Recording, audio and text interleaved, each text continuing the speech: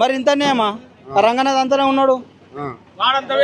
ఎవ్వరు లేరు అసలు. ఈ ప్రభుత్వం బేకార్ ప్రభుత్వం. సీఎం రేవంత్ రెడ్డి అయితే వానికి గెలిచినప్పుడు మెయిన్ బిల్డర్స్ పైసలు ఇవ్వలేరు, అందుకే ఐటన్న పేరు ఒక తీసుకొచ్చిండు. బిల్డర్స్ ఫస్ట్ పైసలు ఇచ్చి ఉంటే వాని దగ్గర కలిసి ఉంటే ఇవన్నీ ఉండకపోతుండే. కాబట్టి వానికి ఒకటి పైసలు ఇవ్వలేడు. ఫస్ట్ వాళ్ళు అది సీఎం అంటే కూడా దేకలేరు రేవంత్ రెడ్డిని. వానికి ఫస్ట్ బిల్డర్స్ లోకల్ లీడర్స్ అందరు కలిసి ఇచ్చి ఉంటే ఇవన్నీ ఉండకపోతుండే, ఈ ప్రాబ్లమే ఉండకపోతుండే.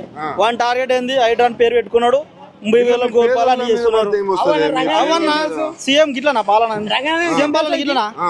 వానికి ముడుపులు ముట్టలేవానా? ముడుపులు ముట్టి నుండి ఫస్ట్ పోయి సీఎం ని కలిసి మా వాటలకి ఇవి మా గాడల బిల్డర్స్ గానీ ఎన్ఆర్ఎల్ పోయి ఇచ్చి ఉంటే ఇవన్నీ కాకపోతుండే. ఏం ఏమన్నా జరిగిందా? ఏం లేదు. మంచిగా బడ్జెట్ ఇప్పుడే లైఫ్ లో అందరు పోర్లు చాలా మంది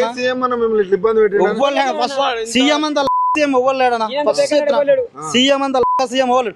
ఎవ్వరు నాడు చెప్తారు గింత పోరా నా కొడుకు నాడు చెప్తాను. నా కొడుకు గింత 3 సంవత్సరాలు ఇస్తాడు. సీఎం ఆయన అసలు ఆయన పాలన తెలుసు. బెటర్ నా కేసీఆర్ 100 పాలసీ కేసీఆర్ బెటర్.